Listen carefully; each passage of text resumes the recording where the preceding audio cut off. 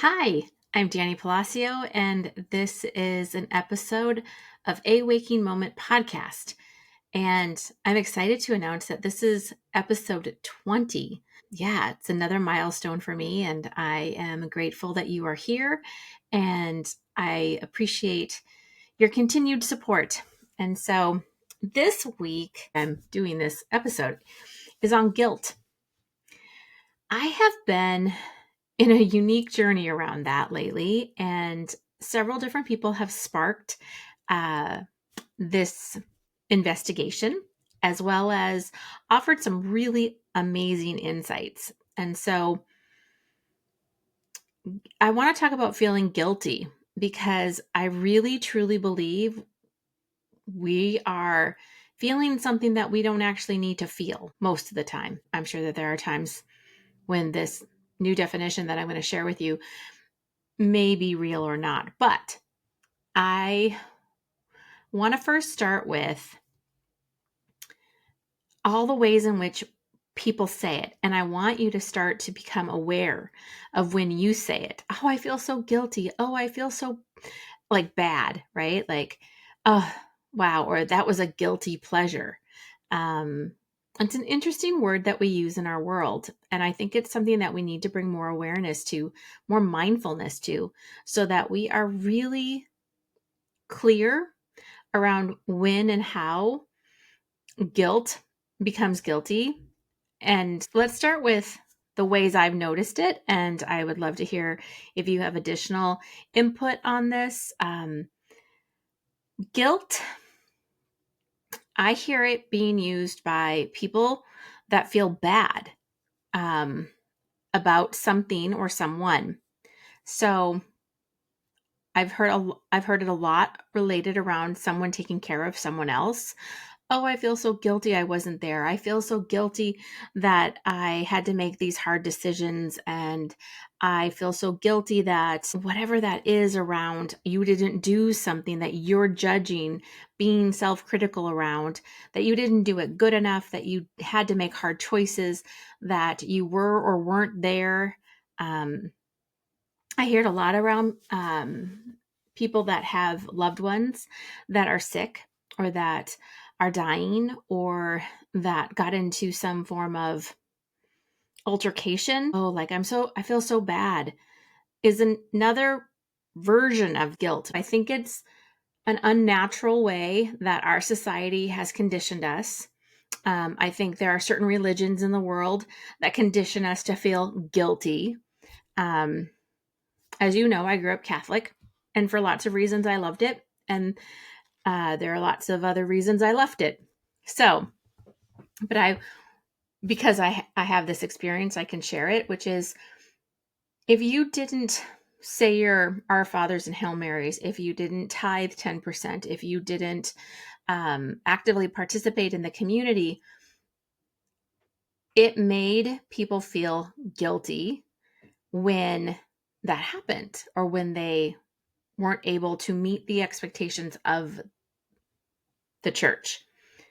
Now that's being shamed and then manipulative around what it is you can and can't afford, what it is you can and can't contribute, or how you show up. And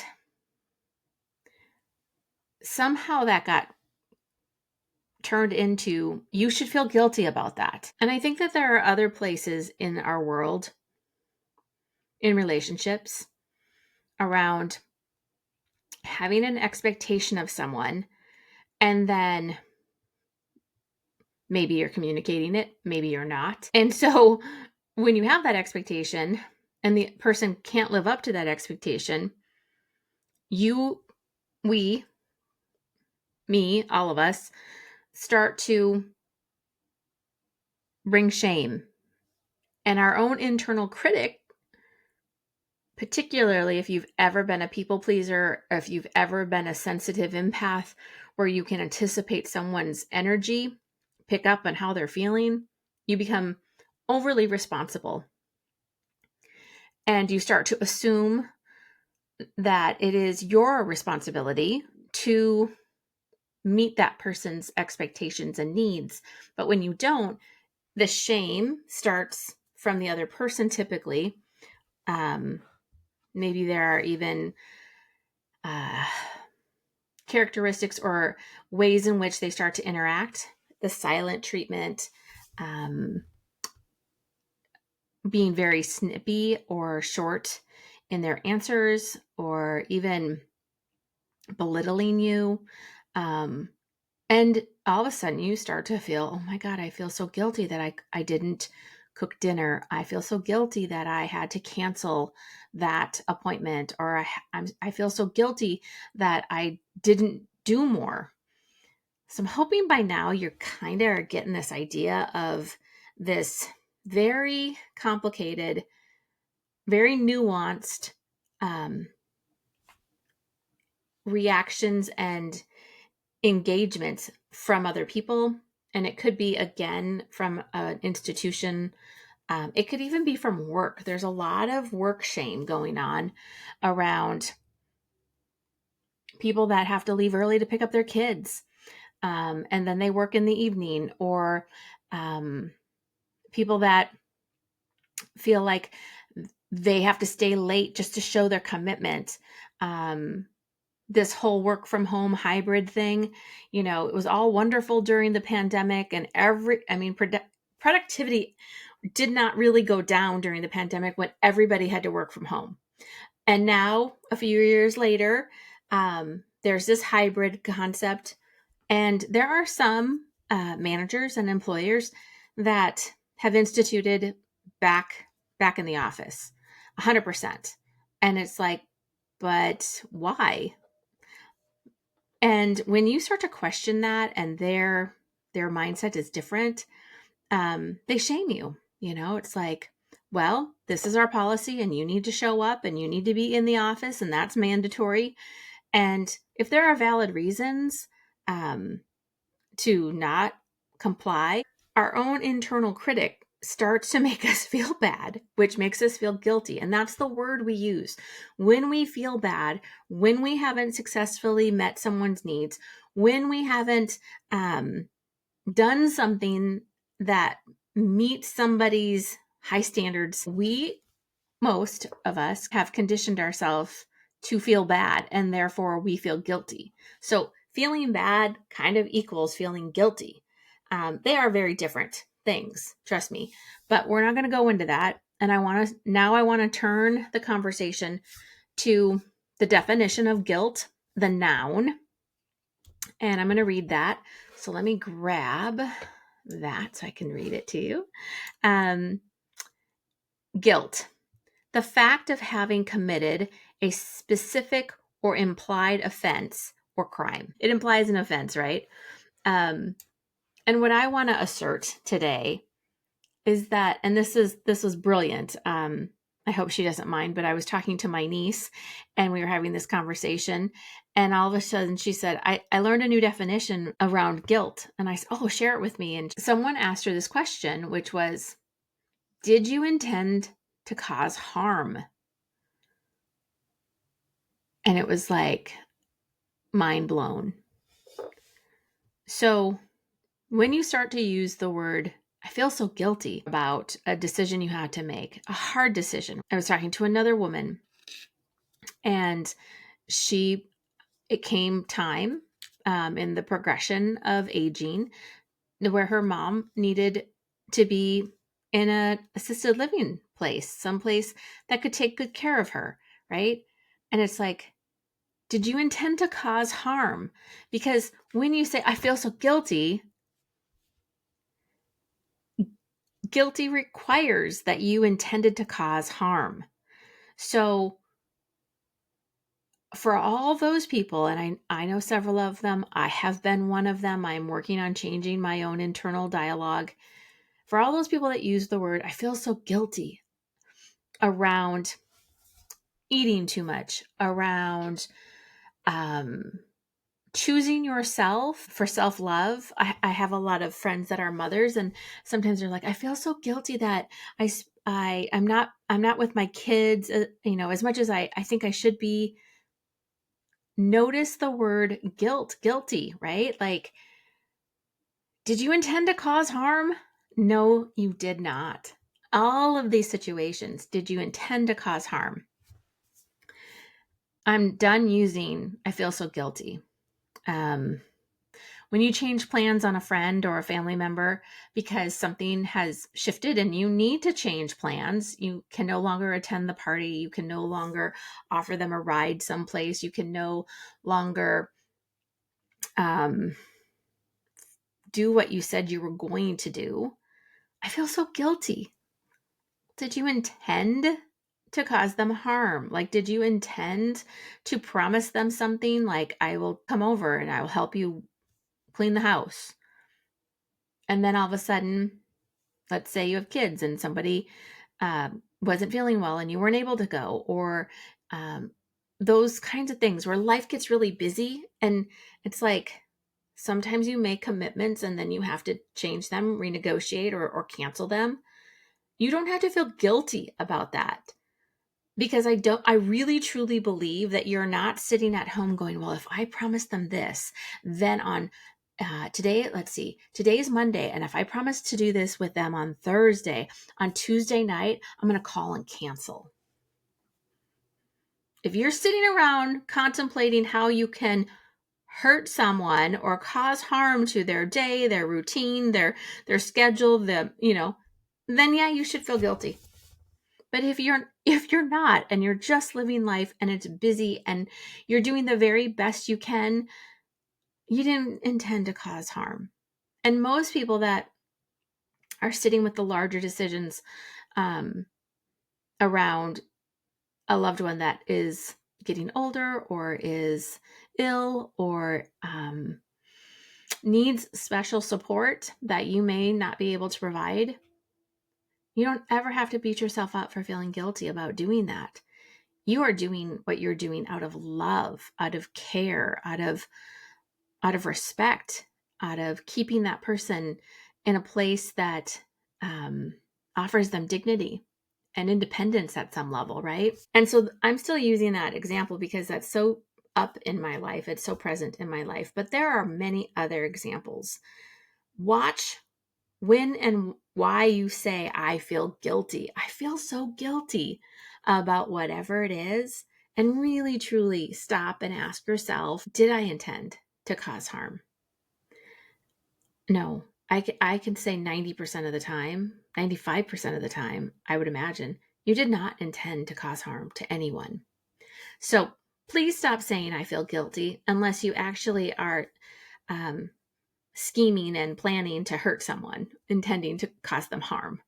I know this seems odd, but we are in the holiday season, and family members are notorious for having unspoken expectations around what needs to happen, when, who needs to come, what needs to be served, how it needs to be delivered.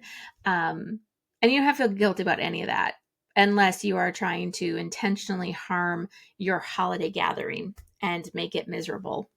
I doubt that's the case.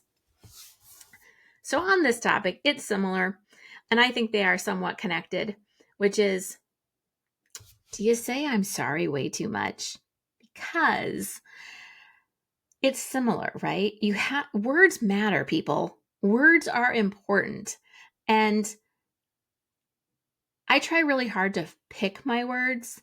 But man, when I'm emotional or when I'm processing something, I don't always pick my words carefully, and crap comes out of my mouth, right? I have done it myself, and I believe that I'm getting better at it. But I have people in my life that say, oh, sorry. For what? What did you do? It's like they're so trained, conditioned to say I'm sorry, or to say sorry about everything. They drop something, oh, sorry. Or somebody says something and the first thing out of their mouth is sorry. Oh, I'm sorry. It's like, stop that. Stop that. Stop that. Because, so I looked up the definition, and it's feeling regret. Of course. But really, like, saying sorry or I'm sorry all the time actually means nothing. It means nothing. You're just speaking mumbo jumbo that nobody even listens to or even understands. And it doesn't make you or them feel any better about whatever it was, right? I was once told, which I absolutely believe and have really tried to implement this perspective in my life, which is if you're going to say I'm sorry to someone, to me, that is a promise and an intent to try to never do that again. So let's say your day got really busy and you forgot that you needed, that you agreed to pick someone up at a specific time. I think a lot of us pick people up and take people there. And if you're a mom or a dad, you have kids and you're always picking them up, taking them someplace. And sometimes traffic is really bad, or sometimes you just forgot, or work ran long, or a meeting ran over.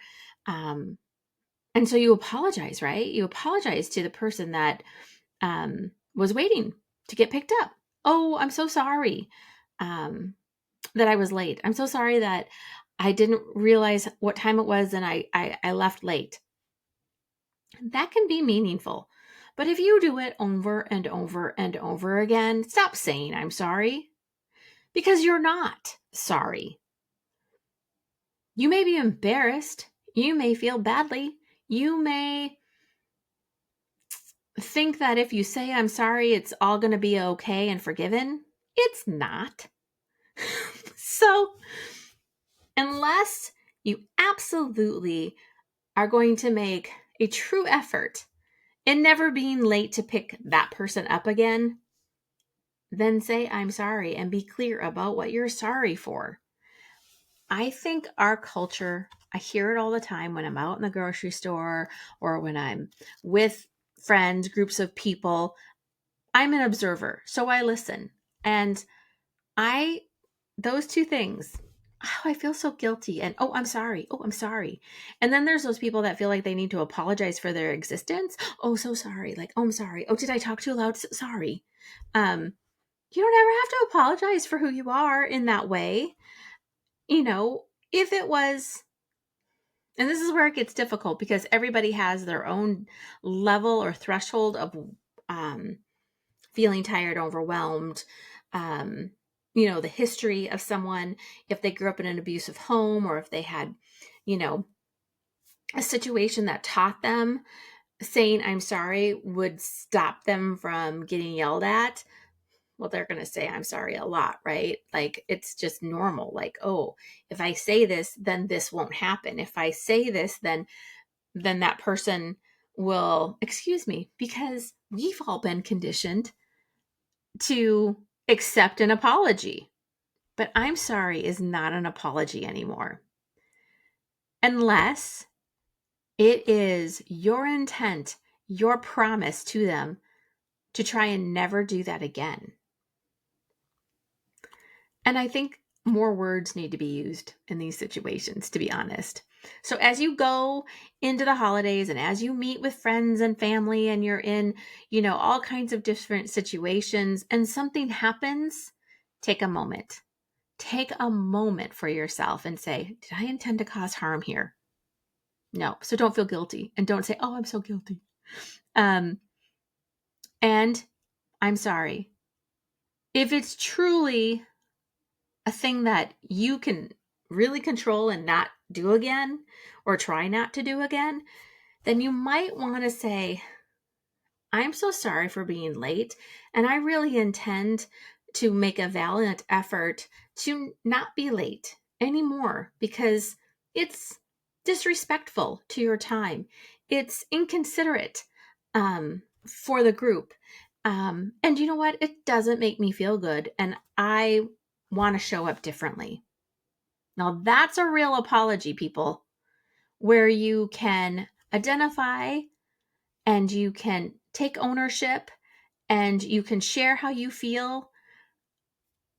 That's something that you can feel way different about. And I know these are all just ideas, and who am I to suggest all this stuff? I don't know. I'm just a girl. Kidding. You guys know me too well. I believe in sharing truth. I believe in owning and being in integrity. I believe that it's never too late to start learning and continue to learn. I believe that our family members and closest friends are our beautiful opportunity to change our behaviors, to rise to the occasion, and to be a better person. And I also believe that the internal critic that was born at a very young age that continues to put you in your place and tell you that you should feel bad, that you are guilty, that you're irresponsible, that you're all the overly responsible, all the things that inner critic is screaming at you, tell it to go away. That inner critic does not have to rule your life. It does not have to imply or make you feel anything. It's not even real. So it's your mind and your inner critic that is trying to get you to bow down, to bend, to be small, and to play the pettiness. And you are all, everyone, even though if I don't even know you, you are all more than that. You were born to share love, to know love, to receive love. You were born to experience the beauty of life. And because we have been hurt, because we have had experiences in our life that cause us to question what is good, what is right, even that, what is good and what is right, has got to go from our culture. I do truly hope that you will take a moment for yourself and ask that question around feeling guilty. Did I intend to harm? If you didn't intend to harm, if you were trying to act from love, if you were trying to be a good person, please don't belittle yourself. Please don't shrink and fall on the sword of being guilty or saying, I'm sorry, way too much. Notice your speech, notice the words, notice those of others. And if you don't want to confront someone about, man, you really need to stop saying I'm sorry, you just give them this link to the episode and you say, just go listen to Dani's episode. It's not long. It's 25 minutes. So there you go, my friends. This is the second to last episode for this season. We've got one more episode, and I look forward to sharing that with you. And then I also look forward to having a social media break and a creator break and enjoying the days and the times for the last couple weeks of the year. 2025 is going to be amazing. At least that's what I keep telling myself. I do think it might be. So, all right. I appreciate you. Thank you so much.